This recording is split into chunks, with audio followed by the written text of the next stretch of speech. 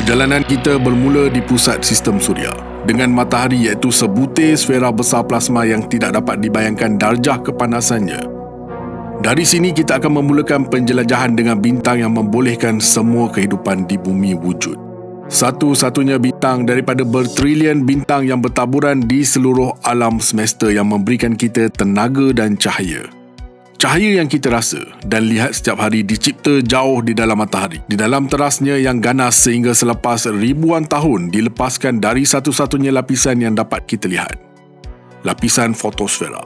Memerlukan cahaya matahari selama 8 minit untuk sampai ke bumi, tetapi planet yang paling hampir dengan matahari, Utarit, diselubungi kehangatan haba di dalamnya dalam masa 3 minit sahaja. Titik terang di hadapan skrin anda ialah planet Utarit. Perhentian pertama kita dalam perjalanan epik ke seluruh sistem suria.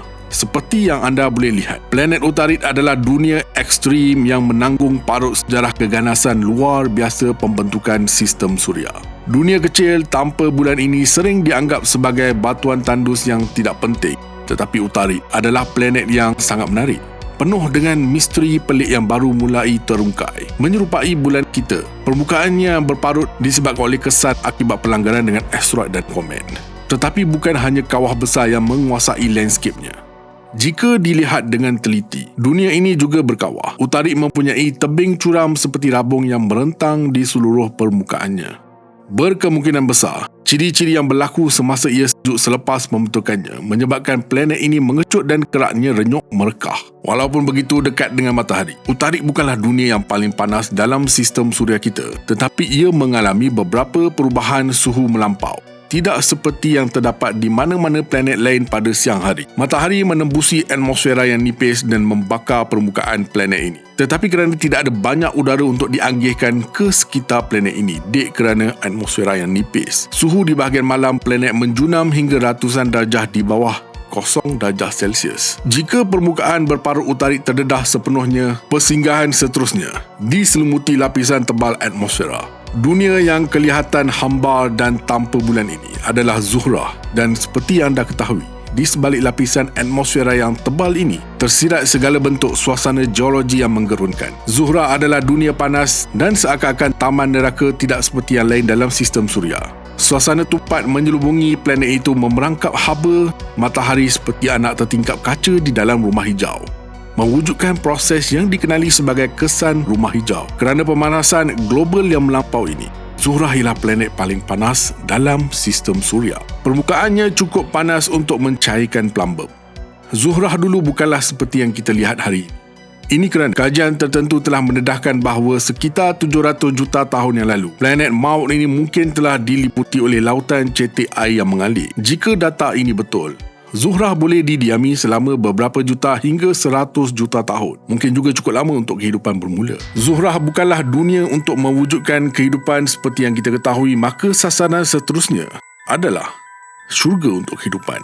Bumi merupakan rumah kita yang indah. Seperti yang dinyatakan, bumi adalah satu-satunya planet daripada ribuan yang ditemui di luar sistem suria kita untuk menjadi tuan rumah organisma hidup. Bumi memiliki kekayaan yang melimpah dengan bentuk kehidupan yang berterusan yang boleh ditemui di hampir setiap sudut dan ceruk muka bumi ini. Planet seperti bumi mungkin merupakan jasad angkasa yang paling jarang ditemui di alam semesta, dan kita mendapat keistimewaan untuk memanggilnya sebagai rumah. Keseluruhan sejarah kita boleh dikesan kembali kepada marmar biru tunggal ini. Ia adalah tempat di mana berbilion-bilion orang telah hidup dan mati, dan di mana berbilion-bilion lagi akan dilahirkan. Ia adalah planet di mana khalifah pertama dihantar untuk memulakan kehidupan. Hari ini kita boleh melihat keajaiban planet yang indah ini dalam pelbagai cara, dan menerusi sains kita dapat mengetahui sejarah yang tersemat di planet ini suatu ketika dahulu. Makhluk pintar di sini memiliki akal yang boleh memikirkan mengenai kewujudan alam dan menghargai sifat keagungan dunia yang jarang ditemui yang kita panggil sebagai rumah, di mana bumi mempunyai air yang bersih dan sumber asas kehidupan. Lokasi seterusnya adalah tempat yang kering, sejuk dan berdebu yang menyimpan potensi kehidupan masa hadapan. Selama bertahun-tahun, kita telah menghantar probe angkasa lepas, landers dan perayau ke Marikh. yang telah mencatat kejayaan merakam pemandangan planet merah. Kita kini tahu melalui data dan rekod imej yang diambil bahawa dunia yang berkarat ini tidak selalunya gersang dan tidak mesra seperti hari ini. Ia pernah menjadi dunia yang kaya dengan air yang mengalir. Melalui rangkaian lembah dan delta, sumber kepada tasik dan laut yang telah lama hilang. Tetapi apabila masa berlalu, perubahan dramatik menyebabkan tasik dan laut marih hilang. Hari ini, seperti yang anda boleh lihat, tiada air yang mengalir, sebaliknya pasir hanyut yang bergerak merentasi batu-batu kering yang semuanya tersembunyi dalam suasana yang nipis dan sejuk. Bukti sejumlah besar cecair pernah mengalir di marih adalah sebahagian besar misi terbaru perayaan NASA Perseverance yang kini berada di sana mencari tanda-tanda kehidupan marih purba. Marih menawarkan potensi penjajahan dunia moden dan penyelidikan bertaraf luar bumi. Dan yang terbesar ialah mustari. Akan tetapi sebelum ke sana, kita mesti terlebih dahulu melalui jalur utama asteroid. Di sini anda akan jumpa beberapa planet kerdil yang anda tidak pernah dengar sebelum ini. Lingkaran ini mengandungi sisa dunia misteri daripada pembentukan sistem suria dalaman. Ini ialah planet kerdil Ceres, dunia terbesar dalam jalur utama asteroid dan planet kerdil yang terdekat. Ceres muncul sebagai dunia yang tandus dan berparut yang diliputi dengan ciri-ciri menarik seperti gunung berapi Cryo, iaitu gunung yang memuntahkan ais dan bukannya batu cair. Kemungkinan kehadiran garam di dalam kawah menunjukkan bahawa lautan global purba juga pernah wujud di bawah keraknya yang dihentak dan ia mungkin masih ada hari ini. Digambarkan sebagai planet embrio. Ceres mula terbentuk tetapi tidak sempurna seperti planet lain disebabkan graviti mustari yang kuat berkemungkinan menghalangnya daripada menjadi planet yang lengkap dan sempurna. Satu lagi dunia besar dalam jalur utama asteroid ialah Vesta. Jasad yang hampir sfera dengan sistem alur dalam yang luas mengelilingi khatulistiwanya. Parutan disebabkan peristiwa besar zaman purba. Seperti bumi, asteroid aneh ini mempunyai kerak, mantel dan teras besi. Dan kerana saiznya yang besar, teori pada awal sejarah sistem suria menyatakan bahawa dunia kecil seperti Vesta yang dikenali sebagai planetesimal adalah blok asas untuk planet. Tidak seperti mana-mana planet berbatu pepejal yang telah kita lihat setakat ini. Persinggahan seterusnya ialah planet ribut gas dan lautan yang pelik. Sekarang kita akan menuju ke dunia gergasi. Ini adalah raja planet, mustari yang perkasa. Gergasi gas yang begitu besar yang tidak dapat dibayangkan. Jika bumi sebesar buah anggur, maka mustari adalah sebesar bola keranjang. Awan jalur dan pusaran yang biasa mengaburi bahagian dalam yang pelik dan menyembunyikan struktur sebenar kerana di dalam gergasi gas ini. Semakin dalam lapisan dalaman planet ini, semakin sempit ia dihimpit bersama. Meningkatkan tekanan dan suhu semakin dekat ke teras. Jauh di bawah awan yang tebal dan huru-hara. Gas hidrogen yang menguasai sebahagian besar atmosfera mustari perlahan-lahan memampat menjadi cecair, mencipta lautan terbesar dalam sistem suria. Tetapi ini bukan lautan air yang mengalir, sebaliknya lautan hidrogen logam cair yang panas. Walau bagaimanapun, salah satu ciri luar biasa mustari yang boleh kita lihat ialah tumpuk merah gergasi yang mengandungi ribut yang sangat besar sehingga boleh menenggelamkan seluruh bumi, dan jasad yang mengorbit gergasi gas itu ialah 92 bulan. 4 daripadanya hampir sama seperti planet. Salah satu bulan mustari yang lebih menarik ialah bulan Europa yang berais. Europa mungkin merupakan dunia yang berpotensi dalam sistem suria kita untuk mencari persekitaran masa kini yang sesuai untuk beberapa bentuk kehidupan di luar bumi. Terdapat lautan masin tersembunyi di bawah permukaan beraisnya yang dianggap mengandungi 2 kali lebih banyak air daripada lautan bumi jika digabungkan. Dan ia mungkin telah wujud sejak awal pembentukan sistem suria di mana ia cukup lama untuk memulakan dan mengembangkan sebarang kehidupan. Seterusnya kita akan melawat permata planet. Boleh dikatakan planet yang paling dikenali selepas bumi iaitu Zuhal. Seperti mustari, Zuhal ialah gergasi gas yang besar dan walaupun keempat-empat gergasi gas dan ais dalam sistem suria mempunyai gegelang, tiada satu pun yang boleh menandingi planet Zuhal. Gegelang yang berkilauan itu terdiri daripada berbilion kepingan ais dan batu yang pecah. Terdiri daripada zarah-zarah debu kecil kepada ketulan yang sangat besar. Beberapa daripadanya lebih besar daripada gunung ais yang menenggelamkan Titanic. Para saintis telah lama tertanya-tanya jika Zuhal terbentuk dengan cincin ikoniknya atau jika planet itu memperolehnya kemudian. Tetapi menurut data jarak dekat, gegelang tersebut berusia sangat muda dan mungkin hanya terbentuk antara 10 ke 100 juta tahun dahulu. Gegelang itu mungkin terbentuk apabila bulan purba berais kecil ini bertembung atau terkoyak menerusi graviti Zuhal yang sangat besar, menghancurkannya menjadi bertrilion keping semasa peristiwa dramatik dan menjadikan Zuhal sebagai salah satu sistem suria planet yang kelihatan paling unik. 83 bulan mengorbit planet yang indah ini. Dan apa yang lebih menarik ialah salah satu bulan Zuhal memiliki ciri-ciri seperti bumi.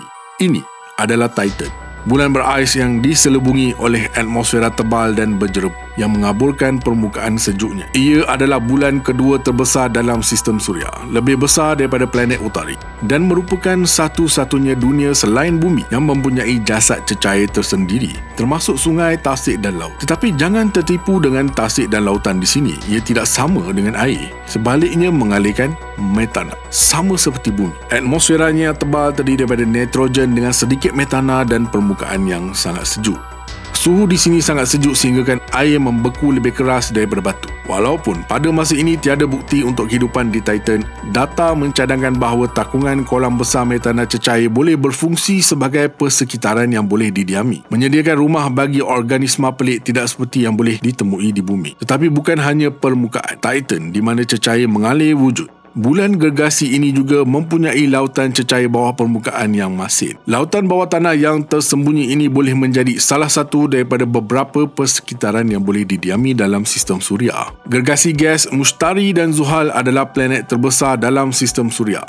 Tetapi masih terdapat dua lagi dunia besar untuk diterokai. Jadi perhentian seterusnya adalah dalam rantau gergasi ais. Salah satu planet yang besar dengan nama yang sangat unik, Uranus, merupakan planet yang paling menarik tetapi luar biasa dalam sistem suria. Ia menyimpan banyak misteri kerana ia sangat jauh dan ia hanya pernah dikunjungi sekali. Tetapi gergasi ais ini dikelilingi oleh 13 gegelang yang sama dan 27 bulan kecil kerana ia berputar pada sudut hampir 90 darjah dari satah orbitnya. Kecondongan unik ini menjadikan Uranus kelihatan berputar ke sisi mengelilingi matahari seperti bola yang sedang bergolek. Keunikan ini dek pelanggaran dengan objek bersaiz bumi tak lama dahulu. Kecondongan unik ini menyebabkan musim yang paling ekstrim dalam sistem suria selama hampir 1/4 setiap tahun, menyebabkan matahari bersinar terus di setiap kutub, menjunam separuh lagi daripada planet menjadi musim sejuk gelap selama 21 tahun. Daripada 27 bulan yang diketahui mengelilingi Uranus, salah satu daripadanya kelihatan sangat luar biasa. Ini adalah bulan Miranda dan seperti anda dapat lihat, ia kelihatan seperti berbola yang disatukan daripada bahagian yang tidak bercantum dengan betul. Ia adalah bulan dengan permukaan berantakan yang kelihatan seolah-olah ia ditolak bersama dan dipecahkan beberapa kali. Kelihatan juga ngarai sesar gergasi yang menentasi permukaannya sedalam 12 kali lebih dalam daripada Grand Canyon di Amerika Syarikat. Dan kerana graviti Miranda yang rendah, batu yang terjatuh tepi tebing tertinggi akan mengambil masa 10 minit penuh untuk sampai ke kaki tebing. Persoalan kenapa Miranda kelihatan seperti ini adalah satu misteri. Tetapi satu kemungkinan adalah bahawa bulan ini mungkin telah hancur dalam beberapa pelanggaran yang sangat besar dan kepingan itu kemudiannya terbentuk semula secara rawak. Persinggahan seterusnya ialah planet utama terakhir yang diketahui dalam sistem suria, Neptune, yang berwarna biru kobalt yang sangat jauh dan misteri. Seperti Uranus, Neptune hanya pernah dikunjungi sekali dan oleh itu, ia juga menyimpan banyak rahsia. Ia juga ditemui menggunakan matematik sebelum ia diperhatikan, menjadikannya satu-satunya planet yang boleh diramalkan dan kemudian disahkan. Seperti yang anda boleh lihat, Neptune disaluti suasana biru teal dan kobalt yang menakjubkan, dengan awan berwarna bertaburan di beberapa tempat dan ia bergerak 5 kali lebih cepat daripada angin paling kuat pernah direkodkan di bumi. Malah ia sangatlah kuat sehingga kan memecahkan halangan bunyi. Dan jika anda lihat dengan teliti, gegelang Neptune yang gelap dan berdebu dapat dilihat. Gegelang ini mungkin terbentuk apabila salah satu bulannya musnah. Daripada 14 bulan yang diketahui mengelilingi Neptune, salah satu daripadanya melanggar hukum alam. Ini adalah Triton, bulan terbesar dan paling aneh di Neptune. Jika sekali pandang, Triton mungkin kelihatan seperti bulan besar yang agak biasa yang mengorbit planet gergasi yang jauh. Walau bagaimanapun, ini tidak berlaku. Bulan aneh ini mengorbit dalam arah bertentangan dengan putaran Neptun dan mengikuti laluan 157 darjah yang sangat condong berbanding khatulistiwa Neptun, menyebabkan saintis tertanya-tanya sama ada Triton telah dibawa dari kawasan angkasa yang lain, mungkin dari lingkaran Kuiper, kerana ia berkongsi banyak persamaan dengan planet kerdil seperti Pluto. Seterusnya, pengembaraan kita melangkaui Neptun ke kawasan berais lingkaran Kuiper, dan di pinggir lingkaran ini terdapat raja planet kerdil. Dikenali sebagai planet ke-9 sebelum ini dan paling jauh dalam sistem suria, Pluto diliputi oleh gunung yang tinggi dan berais, jurang yang dalam, kawah yang bertindih dan satah yang luas. Permata kecil ini disaluti kecantikan yang menakjubkan. Pluto mempunyai 5 bulan, tetapi yang terbesar, Charon, adalah kira-kira separuh saiz Pluto itu sendiri, menjadikannya satelit semula jadi terbesar berbanding planet yang diorbitnya dalam sistem suria. Salah satu ciri yang paling menakjubkan di Pluto ialah jantung ikoniknya yang dinamakan Tombaugh Regio. Kawasan terang terdiri daripada dua sisi yang sangat berbeza. Satu bahagian adalah banjaran gunung yang terdiri daripada ais, lebih beku dan lebih keras daripada granit. Manakala sisi lain adalah satah kaya nitrogen yang agak rata dan dipercayai kawah hentaman raksasa yang dipenuhi dengan ais dan mungkin juga menyembunyikan lautan air. Tetapi Pluto bukan satu-satunya planet kerdil di lingkaran Kuiper. Jutaan jasad angkasa berais wujud di sini. Kebanyakannya juga dikelaskan sebagai planet kerdil seperti sasaran seterusnya, Haumea. Sangat sedikit yang diketahui tentang bagaimana Haumea, dan objek ini merupakan salah satu objek yang paling unik ditemui di lingkaran Kuiper setakat ini. Seperti yang anda dapat lihat, ia mempunyai bentuk luar biasa yang disebabkan oleh putaran yang cepat, memesongkannya menjadi bujur dan bukannya sfera. Ia juga mempunyai 2 bulan kecil dan gegelang pelik yang mengelilinginya berkemungkinan terdiri daripada serpihan berais. Apa yang menyebabkan Haumea berputar dengan begitu pantas dan memperoleh cincin berais masih menjadi misteri, tetapi ia mungkin akibat pelanggaran besar yang berlaku berbilion tahun lalu.